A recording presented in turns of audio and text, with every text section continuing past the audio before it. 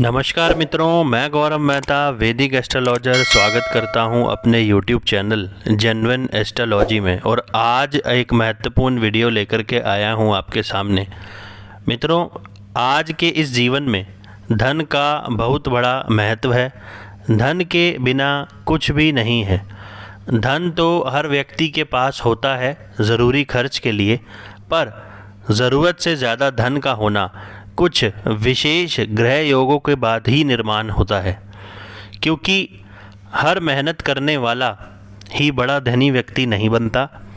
अगर आप मेरी इस बात से सहमत हैं तो मुझे कमेंट करके ज़रूर बताएं, क्योंकि ऐसे राजयोग का निर्माण व्यक्ति के जन्म के समय पर ही इसका निर्माण होता है।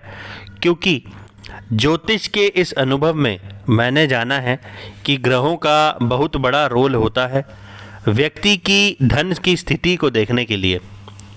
तो ज्योतिष के कुछ ऐसे सूत्र आज आपको बताऊंगा जो आप अपनी या किसी की कुंडली में देख करके बता सकते हैं कि क्या वह व्यक्ति धनी है या नहीं।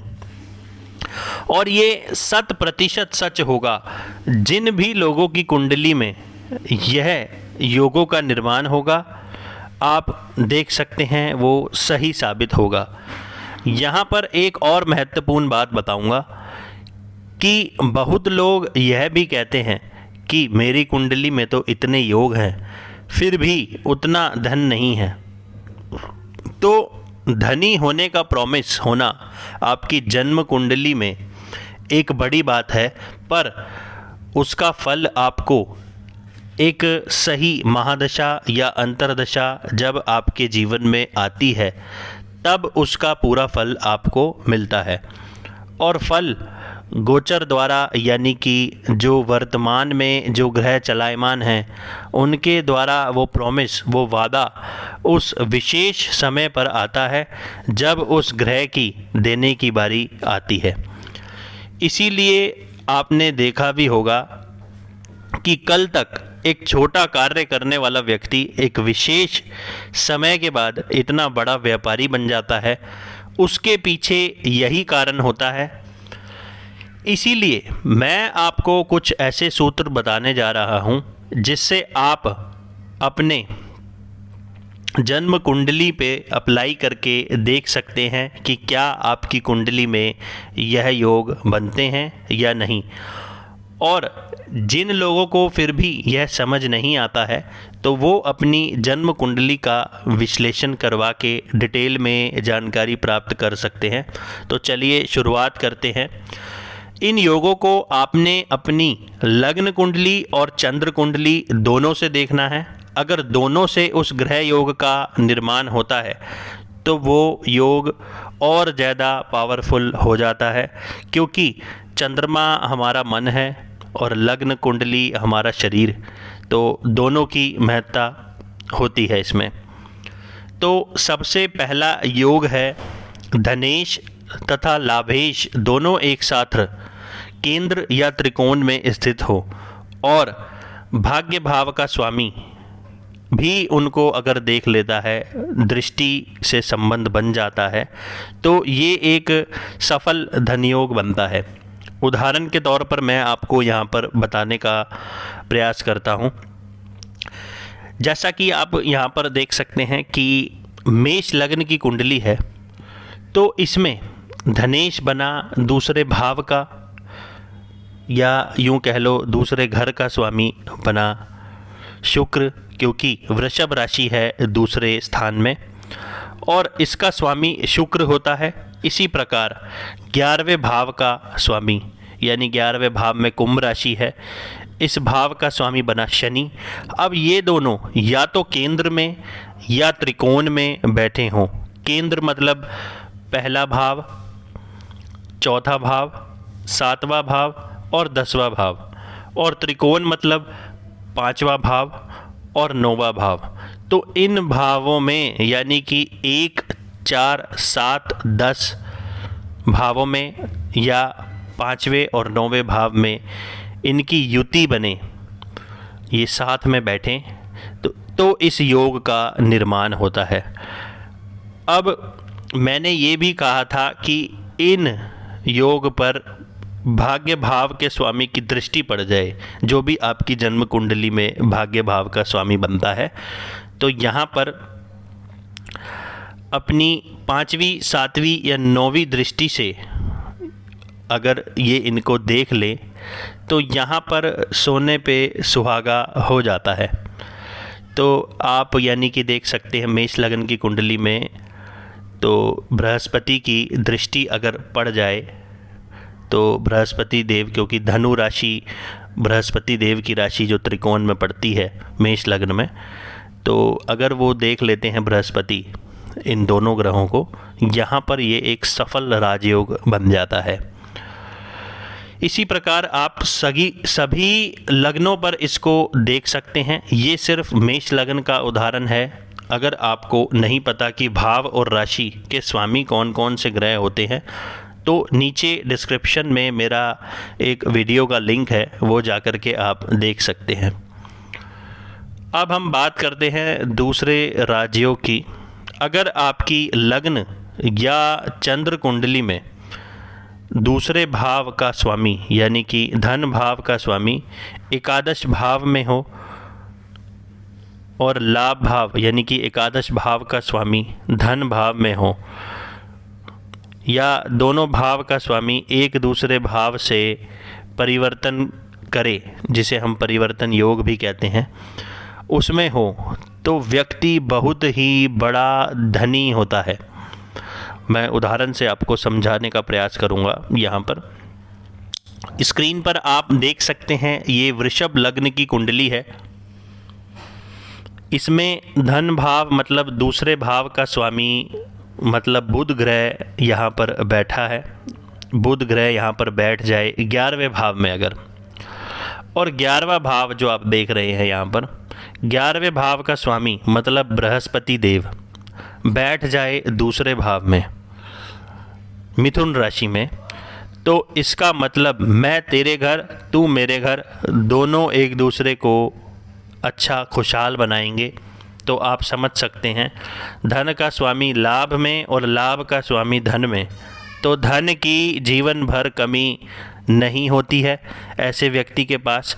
चाहे तो आप देख लेना 100% ऐसा व्यक्ति बहुत ही बड़ा धनी होता है।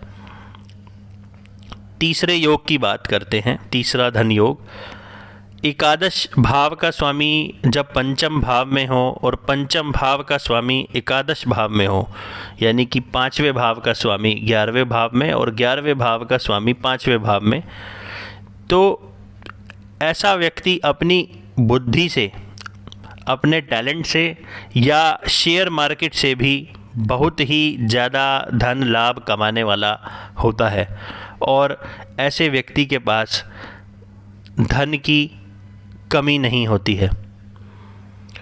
चौथा धन योग चंद्र मंगल की युति से बनता है। यदि आपकी कुंडली में केंद्र या त्रिकोण भाव में हो चंद्रमा और मंगल, और बृहस्पति देव भी उनको देख लें या उनके साथ युति कर लें, तो व्यक्ति खूब धन कमाता है। पर यह योग मेष, कर्क, सिंह, वृषभ, धनु, मीन लग्न में ज़्यादा अच्छा फल करता है, क्योंकि यहाँ पर लग्न के मित्र बनते हैं चंद्र और मंगल, तो उन लग्नों में ज़्यादा विशेष फलदायी यह योग होता है। बाकी लग्नों में उतना फल अच्छा नहीं देता है। पांचवा योग है जब पंचमेश, नवमेश और दशमेश मतलब 5वें भाव का स्वामी, 9वें भाव का स्वामी और 10वें भाव का स्वामी, जब इनका संबंध धन स्थान और लाभ स्थान मतलब कि दूसरे भाव और 11वें भाव के स्वामी के साथ कैसे भी बन रहा हो, या दृष्टि से या युति से, तो ये बहुत ही बड़ा धन योग होता है। एक और मैं आपको योग यहाँ पर बताऊंगा जो छठा धन योग है। गुरु और चंद्र के युति से यह योग का निर्माण होता है, जिसे हम गज केसरी राजयोग भी कहते हैं। इस योग में चंद्रमा पर गुरु का शुभ प्रभाव होता है। यह योग हर प्रकार के धन देने में सक्षम होता है, पर यह योग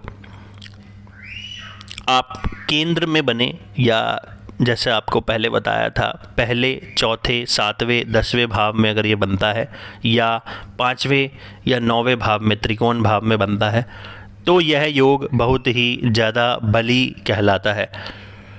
यह योग अधिकतर मेष, सिंह, कर्क, वृश्चिक और मीन लग्नों में बहुत ही ज़्यादा शुभ फलदायी हो जाता है, क्योंकि इन लग्नों में ये दोनों यानी कि चंद्रमा और गुरु दोनों एक दूसरे के मित्र होते हैं। तो आप इस योग को देख सकते हैं कि ये योग जिनकी कुंडली में बना है वो बहुत ही ऊंचाइयों पर होते हैं।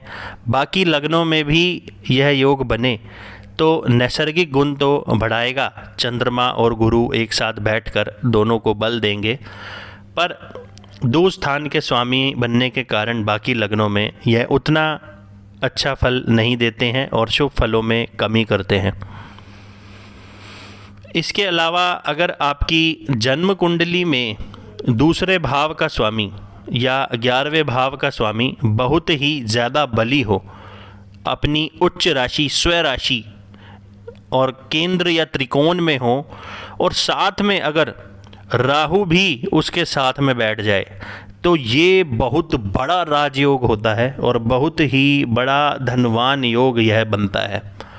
और एक बात बताता हूँ, इसके अलावा लगन, लग्नेश या चंद्र आपके धन और लाभ स्थान के स्वामी ग्रह के नक्षत्र में हो, तो भी यह धन के लिए मैंने अधिकतर कुंडलियों में देखा है एक अच्छा धनवान योग होता है, व्यक्ति धनी होता है।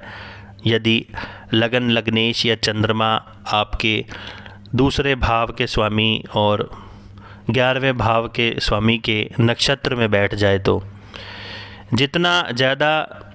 जितने ज़्यादा ग्रह अगर इन नक्षत्रों में बैठ जाएंगे, उतना ज़्यादा आपके धनेश और लाभेश इनके स्वामियों को बल मिलेगा और ये धन की आपके लिए कमी नहीं होने देंगे, क्योंकि जितने ज़्यादा ग्रह इनके नक्षत्रों में बैठेंगे आपके लाभ भाव के स्वामी और धन भाव के स्वामी के, तो उतना ज़्यादा आपको कुंडली को धन में ये बली कहलाएगी कुंडली। तो आप इसको आजमा सकते हैं जो मैंने अभी तक आपको सूत्र बताए हैं। तो मित्रों, अगर आपकी कुंडली में भी ऐसे ही कुछ योग है तो मुझे कमेंट करके ज़रूर बताएं। अगर आपकी कुंडली में धन स्थान के स्वामी की स्थिति मजबूत है और आप मुझे ज़रूर कमेंट करके यहाँ पर बताएं।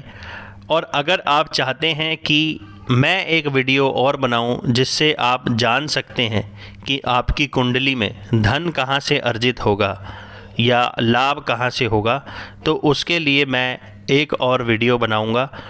आप मुझे कमेंट करके ज़रूर बताएं। बाकी आप वीडियो को लाइक और शेयर ज़रूर करें अपने मित्रों के साथ और ज़्यादा से ज़्यादा लोगों तक इसे पहुंचाएं। और अगर आपने अभी तक चैनल को सब्सक्राइब नहीं किया है तो चैनल को सब्सक्राइब करें और बेल नोटिफिकेशन को ऑन करें। धन्यवाद मित्रों।